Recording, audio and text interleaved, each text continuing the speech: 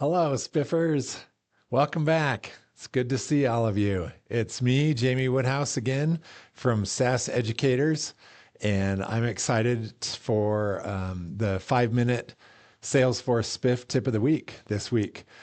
Hope everyone had a good Thanksgiving. I know I mentioned that last video, but now we're in December and I'm starting to feel Christmassy and getting really used to the holidays and excited for the holidays. So I was trying to think of some things that we could talk about and some good tips of the week that we could do. Maybe bring it down a little bit, have it a little bit more ease of use things, something a little bit easier to absorb during the holiday season.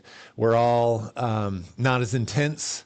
Well, actually, most of you commission reps, the people who are in charge of commissions, you're getting close to year end, so you're probably really ramping up and doing a lot of things. So maybe that's why I was thinking of making it a little bit easier this week and this month in December, so that we don't have to do so much heavy pieces like we have been before. But as I was thinking about that, the one thing that I've been kind of contemplating in my head is, do I want to incorporate Spiff Designer into these 5-minute tips of the week?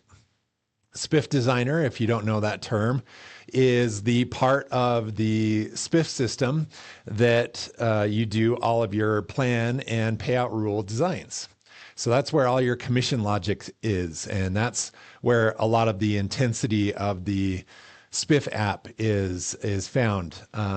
And so it doesn't really lean towards a 5-minute tip of the week topic, but I thought maybe I could kind of break Spiff Designer down into a few different little chunks, because there are some good tips and tricks learning about Spiff Designer and doing things in Spiff Designer that I thought that we could jump into that topic. Even though Spiff Designer in and of itself is a pretty massive topic, I wanted to start this week on just an introduction. What is Spiff Designer? General overview of Spiff Designer so that we can all kind of start at the same page. And then for the rest of this month and possibly into January, depending on how I'm feeling, if I'm getting tired about talking Spiff Designer or not, I'll just give you little nuggets of things to be aware of in Spiff Designer so that you can become more comfortable with it. And that honestly is really my goal. Is I want all Spiff admins to be comfortable with Spiff Designer and not be scared of Spiff Designer, because that's where all the logic is and it's very complex.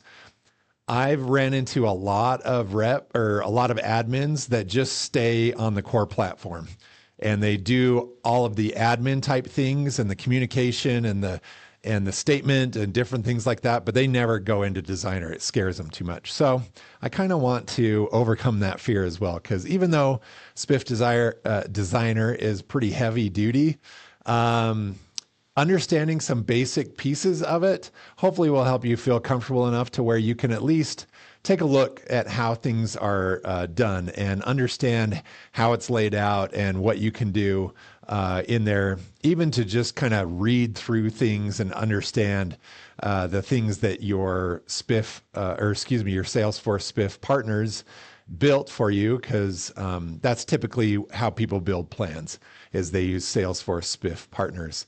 And they're great. I've trained a lot of the Salesforce Spiff partners and have great relationships with a lot of them, and they're fantastic. So this is definitely not to replace any of their work, because they're amazing and it is very complex. This is just to help you get comfortable with Spiff Designer so that you can jump in there, understand things, maybe make a few minor tweaks here or there, so that you can at least feel comfortable with that.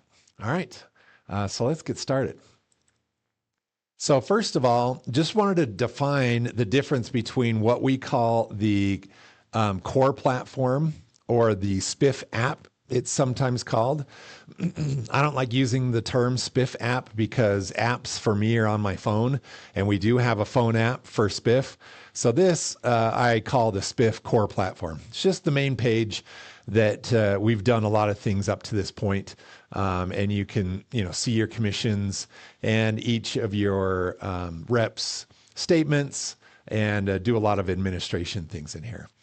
But to get to Spiff Designer, we've got this designer button up at the top right. A lot of people like to right click on this Spiff Designer button and open it into a new tab so that they can kind of jump back and forth using the tabs between the core platform and the Spiff Designer. The only thing you got to watch out for if you do that is if you make any changes in Spiff Designer and you want to see it back on like your statements, you got to refresh this page to pull those new changes when it's in different tabs like that. But having it in different tabs helps kind of speed up the process a little bit of switching back and forth between the two of them. All right. So what I want to do is I really just want to map out what I'm looking at when I come into Spiff Designer. I'm going to go ahead and click on my Spiff training plan because this is where I have the bulk of my payout rules that I've created. And so those are that's the first term that I want to define is a payout rule. We have plan names. Now plans in Spiff world, the way that we use the term plan is just a grouping of sales reps and what commissions they're going to have and to be paid out within Salesforce Spiff. So the plan allows you to group people. So you've got these plan assignments down here that you can expand. And this is where you can see all of the different people or sales reps who are on this plan. Everyone who is assigned to this plan will get all the commissions from every payout rule that is created. We use the term payout rule for each and every piece of the plan or commission piece of the plan. And so if we've got an accelerator commission, that's its own line, its own payout rule that we have our own configuration for it. This one I call big deal bonus commission for bonuses. That's a completely separate payout rule with separate logic. So you can have as many payout rules as you want to, and those will all add up to be paid out to every rep who is on this plan. And so we can see these payout amounts, and it will give us a grand total down here at the bottom. Now you'll notice that I've got some here, some of these payout rules that have grayed out items. These grayed out totals that are not blue do not reflect in the total because we have these icons that show what each one of these are. So let me click in each one of these examples just so that I can see or explain what these are. So when you click on a payout rule name, you have a couple of options over on the right-hand side of how you want to use this. By default, the what if and the ghost rule toggles are turned off. That just means that when you're creating new payout rules, it automatically will just pay out as a full commission. But if you want to use a what if rule, what if rules are used for is predictive. It's to give reps an idea of what commissions they could earn based off of items that are close to closing but haven't closed yet. You have to carve that population out separately. Usually most of my examples up to this point has been everything that's been closed because I'm paying commissions on things that are closed won. But if you have a population of, okay, you're close to closing, we want to give the reps a little bit more of an incentive or motivation to close some things. We can carve out a population that is just for things that are about to close so that the reps will know, oh, if I close this deal, this is the commission amount I'm going to get, and it will help motivate them to close things out. So that's what if rules are used for. And it gives you this little cloud, and that cloud will show up on the statement as well. And that's how you as an admin, as well as the reps, will know that this is a potential commission, not an actual commission. And I can see that I've got 14,000 in that bucket. The next one, if I click on this next example, my lump sum 2, I have the ghost rule toggle turned on. And the ghost rule is an actual hidden rule. So this is just for admins. Typically, ghost rules are only used for when you're creating payout rules before you actually want to go live with it, before the reps can see it. You can turn it into a ghost rule. That way, you as an admin will have access to that until you feel 100% comfortable to go live and launch it with your reps. Then you can go ahead and turn that toggle off, and then it would be a live rule. There's other reasons to use ghost rules that people sometimes use. Maybe if there's just some information you get a lot of questions about as an admin and you want a quick way to get to that information, then you can create a ghost rule. Only you see it. The reps don't see it. And then you can kind of build out what you want on there. But fairly straightforward. And those are kind of our two options. The last thing that I want to show you that you can do from here, well, two last things. One, we'll get into this a little bit more as we actually start building out some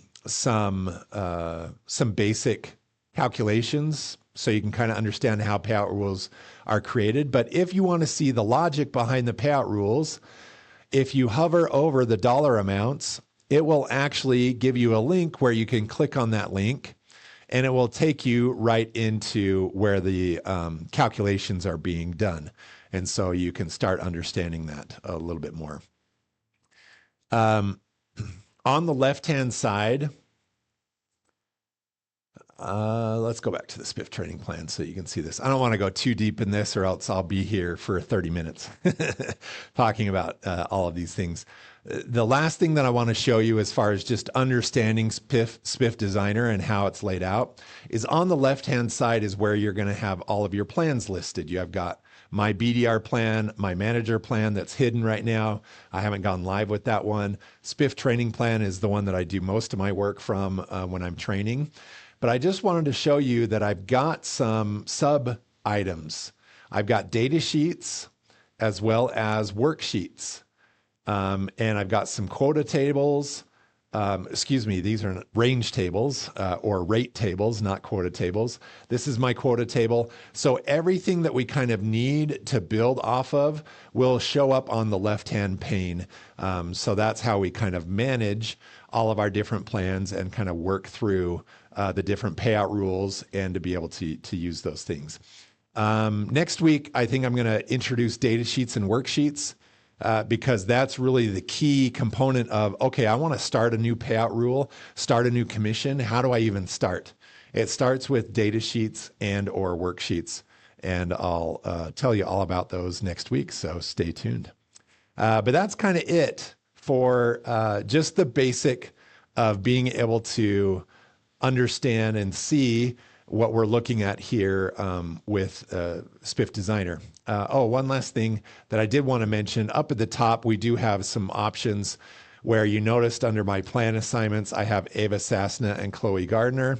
Well, if I wanted to see actual numbers, I have pick lists here to be able to choose. I have to actually go back to October because I effective dated Ava Sassna off of the plan, but notice how the numbers change between Ava and between Chloe, and I've got my date pickers here as well so that I can really look and see the information here instead of having to jump back and forth between their statement and designer. I can see all of the commission information and totals here.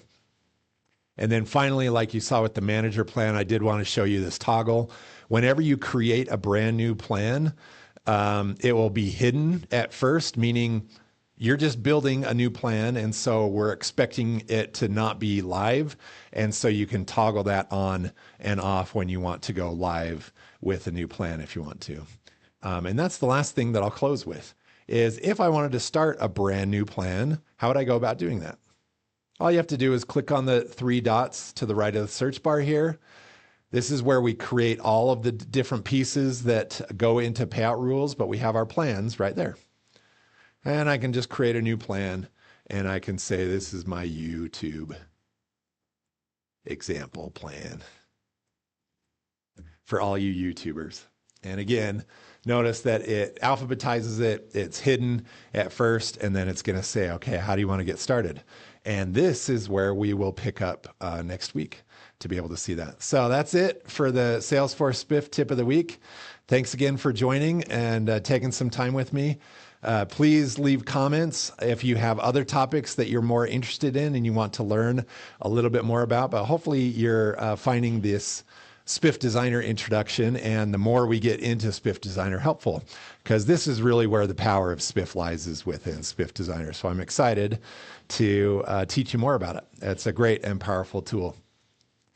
So as always, please go to saaseducators.com to look for seminar locations. I'm coming to a town near you. The 2025 fall season just ended. So I am now complete with the fall season. And so I don't have my spring dates yet, but I usually like coming out and doing in-person live trainings, these boot camps during the spring and during the fall. I'm going to try and release dates early in next year, but I'll announce it when I do that here on this YouTube channel. But continue to come back to saaseducators.com to look for and register for a city where I'm coming near you. I love the interactive seminars. You get your own playground that you can play around with. That's not your live environment. It's a playground environment that you can build with me, and we'll do a lot of things together. It's a great hands-on boot camp where you'll after 3 days become an expert in everything Spiff. So hopefully I'll see you soon. Thanks everybody. Have a great rest of your day.